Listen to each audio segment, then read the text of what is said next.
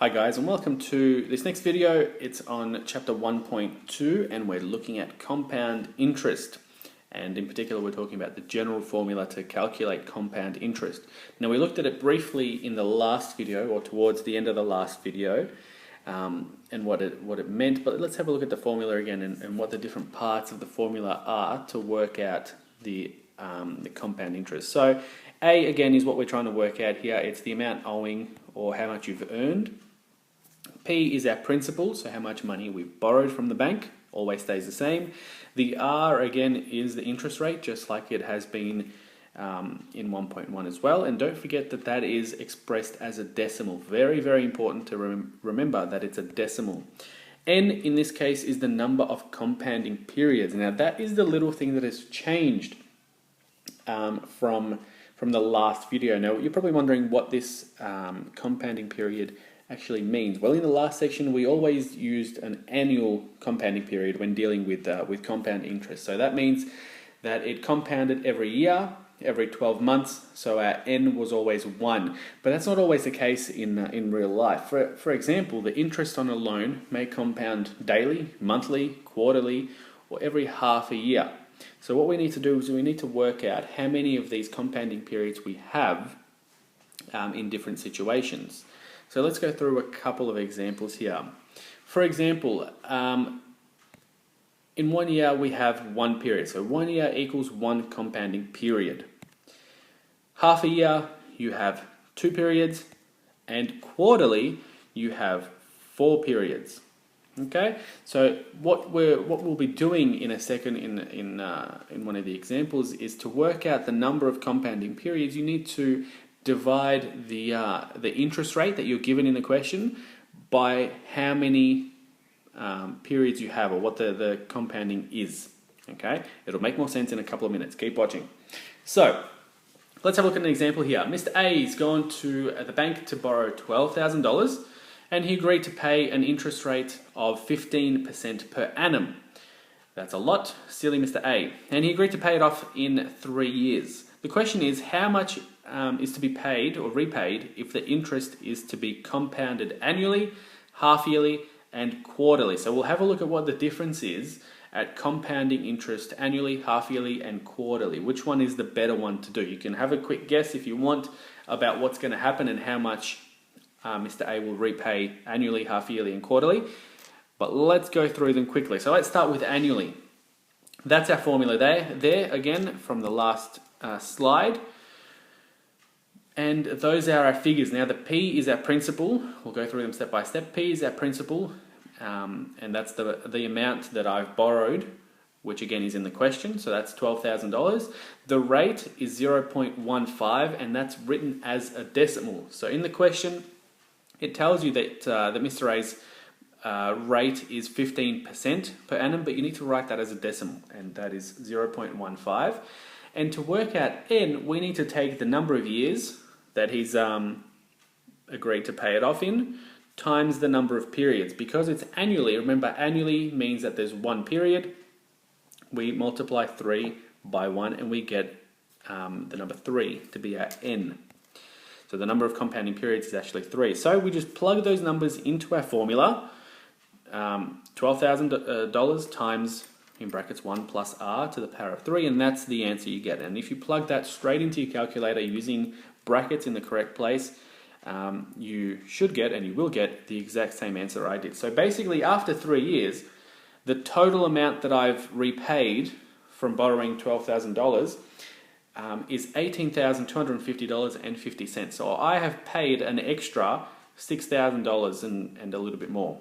Okay, so that's when you compound it annually.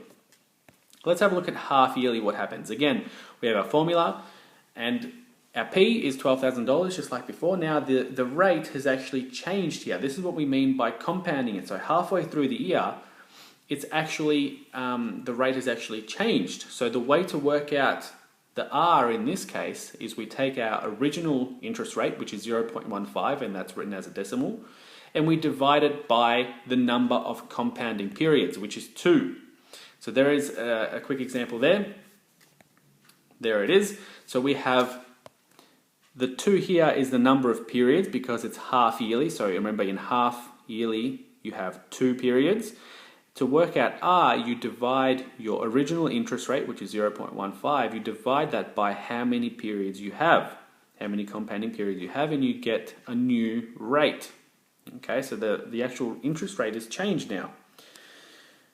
To find N, we take the number of years that I've agreed to pay the loan off, which is 3, and that's from right here in your question, and we multiply that by the number of periods. 3 times 2 gives us 6. So again, the number of periods is 2 because we have compounded that amount half yearly. There are 2 periods in half a year. Okay, so 3 times 2 gives us 6. Let's have a look at what happens when we plug those numbers into a calculator. That's our answer, 18,519. Is there anything that you notice between this number here and the annually compounding period? Is there a difference? Let's have a look at what happens when we compound it quarterly. Again, our formula, there it is. P stays the same because that's how much money I've borrowed. In this case, to work out the new rate, we divide our original interest rate, which is 0.15, divided by 4. Why do we divide it by 4? Because the rate has been compounded quarterly, I hear you all say through the microphone. That's great. So we divide that by 4 and we have our new rate of 0.0375, sorry. Okay? To work out N, again, we take the number of years, which is 3, again, from our question, and we multiply it by the number of periods. In this case, because we're looking at quarterly, we multiply that by 4. So 3 times 4 gives us 12. That's our new N. That's the number we plug into our formula. Let's have a look at what happens when we put all those numbers into the formula and we get an answer. There it is there, $18,665.45. What do you notice between the 3 amounts? So remember, I've borrowed $12,000 at a rate of 15% interest, and I've agreed to pay it off over 3 years. This is how much, the total amount that I will pay off after those 3 years. So remember, I only borrowed $12,000, but I'm paying back to the bank this amount, depending on the compounding period. So what do you notice about this? Well, the more compounding periods that there are, the more you pay back, basically. So if you compound it, let's say daily, which you can do with some loans, you can compound that daily, which is 365 days.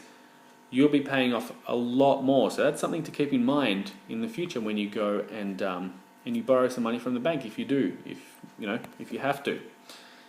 So there's our formula again, just a quick recap.